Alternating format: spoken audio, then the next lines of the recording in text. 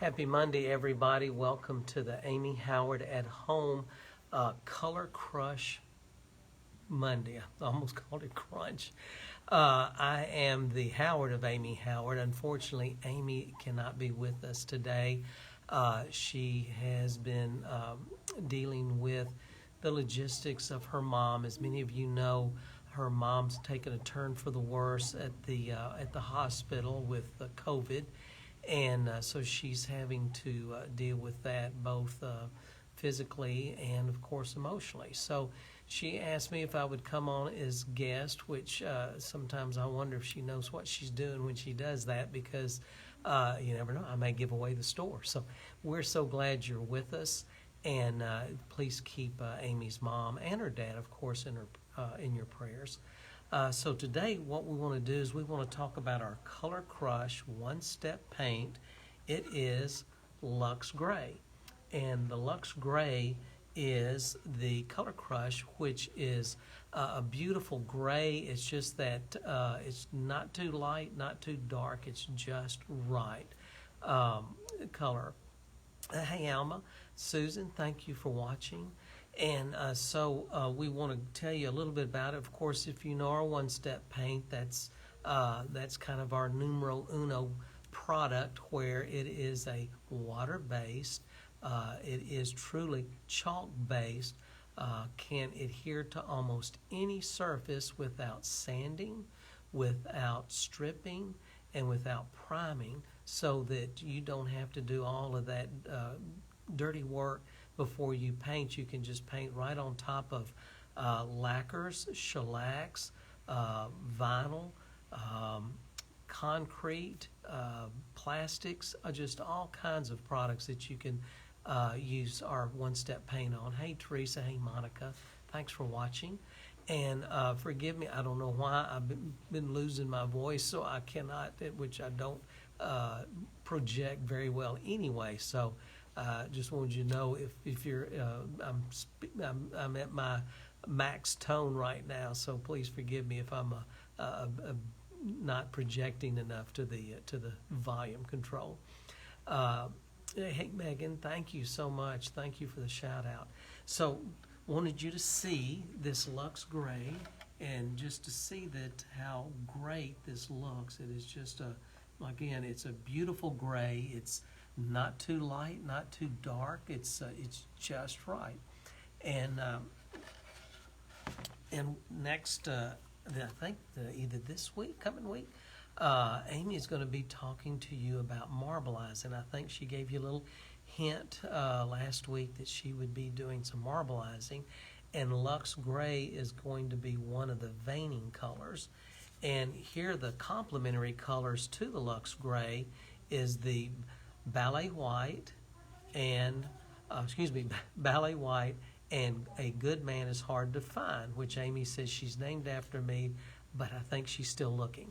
So just wanted you to see the two complementary colors, and she will be basing the whatever she's marbleizing, she's going to be basing it with ballet white, and then she'll start her veining with the Luxe Grey, and then she'll go into A Good Man. So those are the colors she'll be using on that episode. So let's get to our color. These are just these drawers we got from Habitat for Humanity, which we get a lot of spare drawers and doors from over there that have become homeless, and we've given them a new life by being able to use them as samples. And this is what the drawer looks like. It's just this is probably something back from the 50s, give or take, and the finish is starting to harden on it. It is starting to crystallize, which is what that varnish would do that they would use, or probably a poor chemical form of lacquer that is not what our lacquer is today. And so over time it begins to crystallize and powder and literally flake off, and that's what's happened to these. So first thing I'd like to do is we'll take the Luxe Grey, and we have stirred it, so it's ready to go. We've also used our clean slate on this as well. So we used our clean slate. We got all the any grease, grime, oils, anything like that. And I've done that prior to painting, and the reason being, some people say, well, when I use the clean slate, how long do I have to wait before painting? And I always say, give it 15, 20 minutes to evaporate off. You don't want to use the clean slate and then jump right on top with the one-step paint, because there is still residue from the clean slate that needs to dry off. And so I will, after I clean it, I'll take a dry rag and go back over getting any kind of residue. And it also helps for that to evaporate quicker. So we won't let that happen before we start using the one-step paint. So I'm going to turn this down just a little bit so you can see progress. And we're going to use the 1.5 inch tapered brush that is in the Amy Howard at Home. Hey Jan, hey Teresa. Forgive me if I don't give you a shout out, because as I'm doing this, Amy is much better at multitasking than I am. She can talk, she can do her project, and she can see whose names are popping up at the same time. I am the dumb old guy that is analytical, and I'm only good at one thing at a time. So here we go. We're going to put this on. And just so you can see how easy it is to use, how it is literally just goes on so nice. You know, this has the new formulation that we introduced about a year ago that has, this will dry smoother, and it helps to eliminate many of the brush marks that you had gotten with the old formula. And it also has a great aroma to it, has almost a vanilla fragrance to it. So it doesn't have that smell like a, if you're used to using latex or an oil paint, you know how chemically those smell.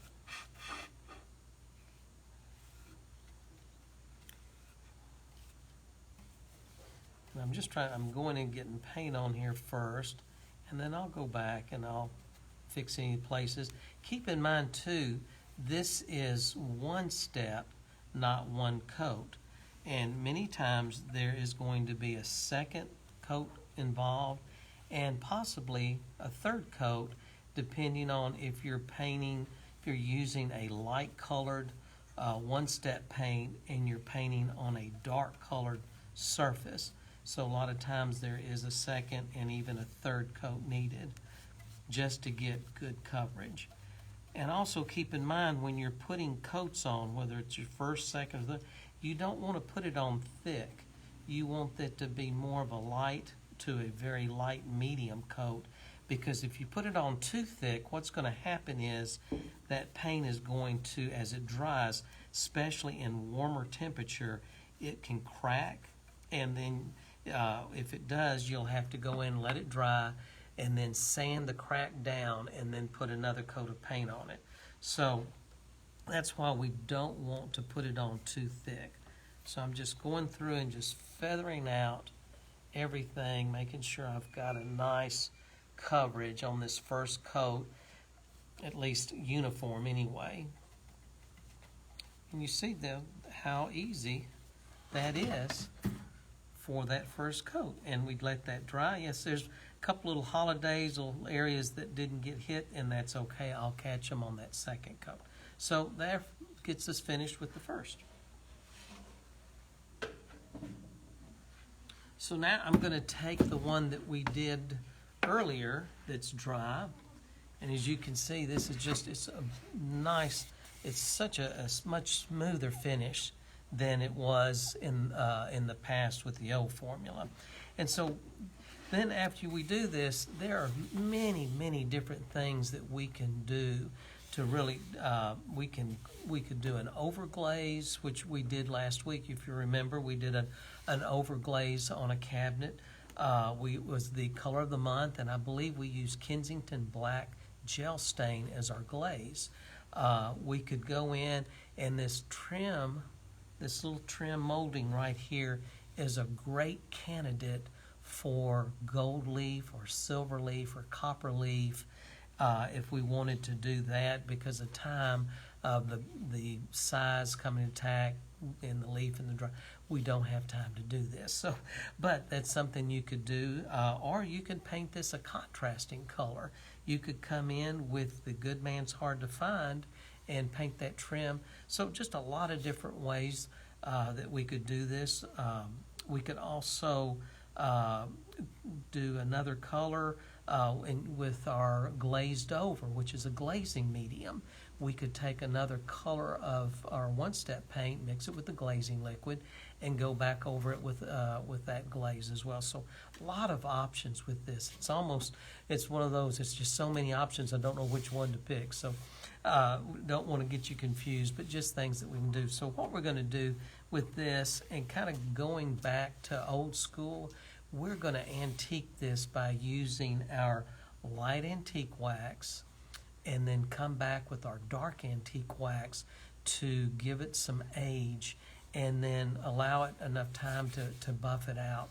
So first thing we want to do is we'll take the light antique wax, and many of you know, Amy talks about where we take the light antique wax and the dark antique wax, and they're married. So we never want to use the dark antique wax by itself. The reason being, if you use the dark antique wax on a one-step painted finish, what's going to happen, that chalk is absorbent and porous, and what's going to happen is it's going to absorb that dark wax and it's going to look like mud. And so the light wax prevents it from drawing that dark wax in and making your piece look muddy.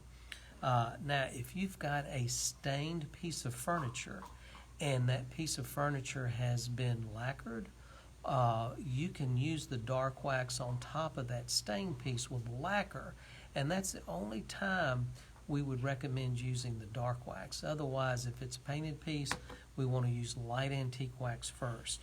So we'll take our light antique wax, and we're just going to use this is the 2-inch chip brush, and we're going to really go down into this and get it on here nice and loaded. Then we're going to offload the wax, and I've got some paper over here that I'm just going to offload off to the side, because we want to offload that because we don't want to take a big thing of wax and put it on here. It just makes it too difficult to move around, and so we'll just go ahead and start. And you notice I'm just getting this on.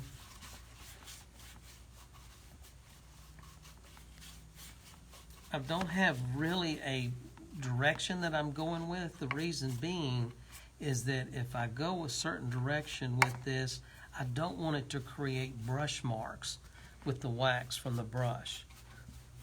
And the reason, let's say if this was a smooth surface, no trim, I might even use a cotton rag instead of a brush. The brush is really good because it gets down into the crevices and the grooves of the trim.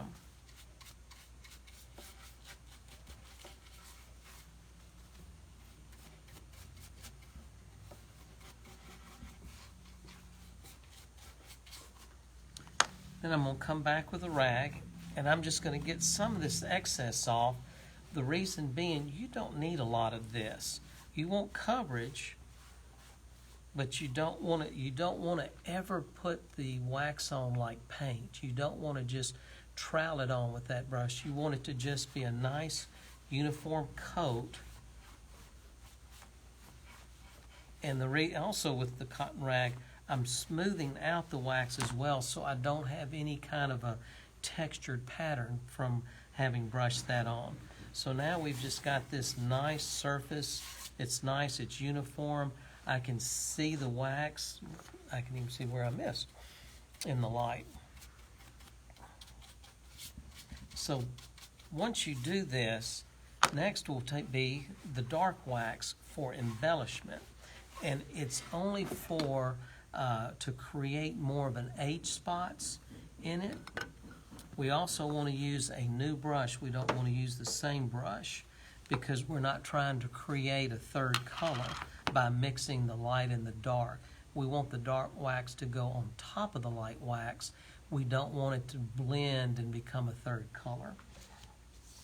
So we'll take a new brush, and we want to make sure that this is not greasy feeling.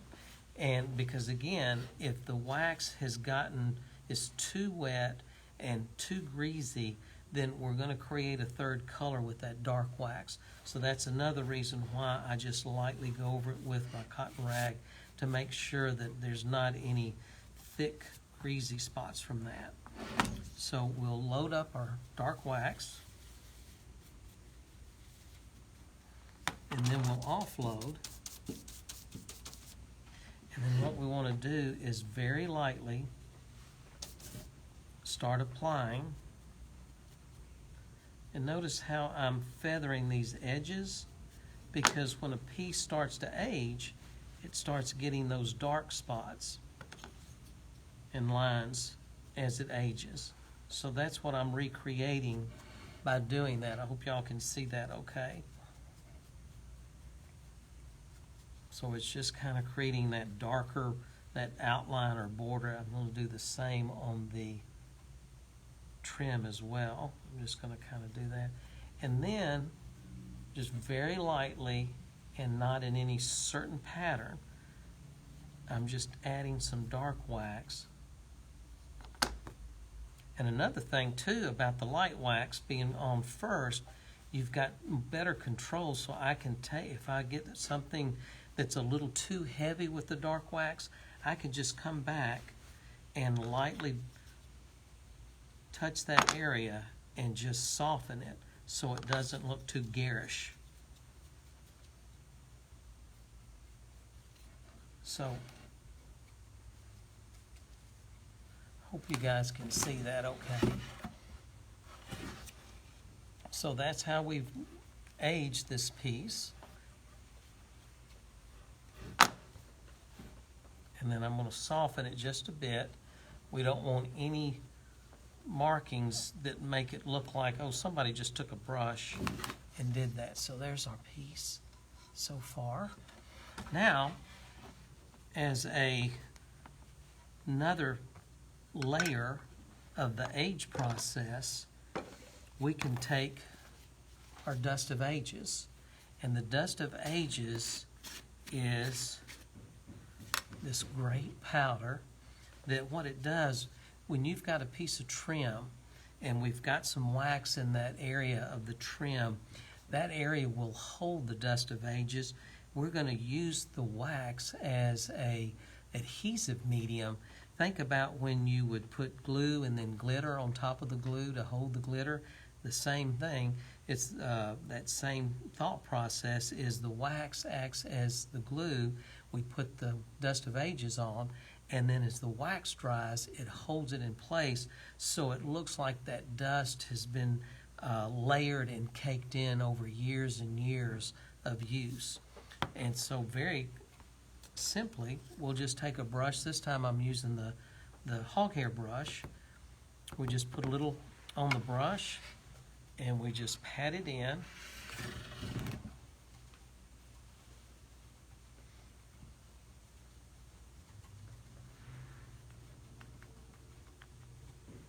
And then we can take the excess and shake it off. And then what I can do is this that's left over on the table, I will just put back in and reuse that in the container, which I'll do that right now. Get that out of the way. And so we would want to let this dry, the longer the better. We could let this dry at least 30 to 45 minutes. We could let this dry 2 or 3 hours. But the longer the better, because that will allow as the wax dries and hardens and holds that dust of ages in place, so when you buff it, the dust of ages will stay in place. We don't want it so much on the flat surfaces as we do, again, in the trimmed area. So I'm going to try and stay away from the trim and just work in the area around it. Can y'all see that okay? I hope so.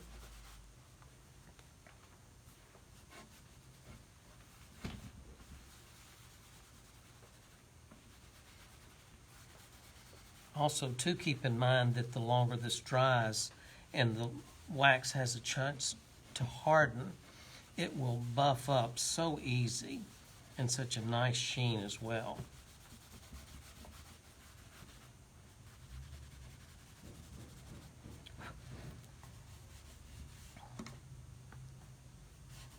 And as you wax, and we're doing a very small piece here, but let's say you're doing a large piece. As you wax, you want to open and turn your rag so you've got fresh areas of buffing.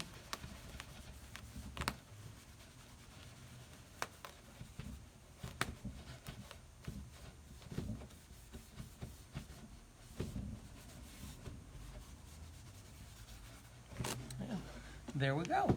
So I can look at this, and again, because of time and not really having the opportunity to let this truly, truly dry, one of the things I can do is, even after I buff, I can go back and add some dark wax back to it, because if you don't allow that drying time, some of that dark wax will come right off.